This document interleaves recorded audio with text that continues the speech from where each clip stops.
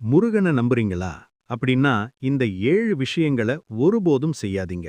உங்களுக்கு முருகனை பிடிக்கும்னா ஓம் முருகான்னு கமெண்ட் பண்ணுங்க.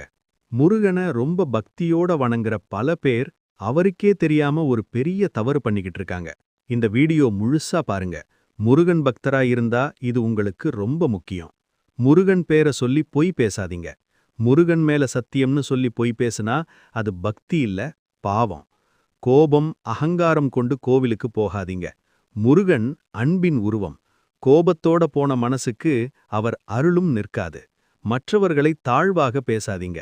நான் முருக பக்தன்னு சொல்லிட்டு பிறரை அவமதிச்சா முருகன் அங்க இல்ல.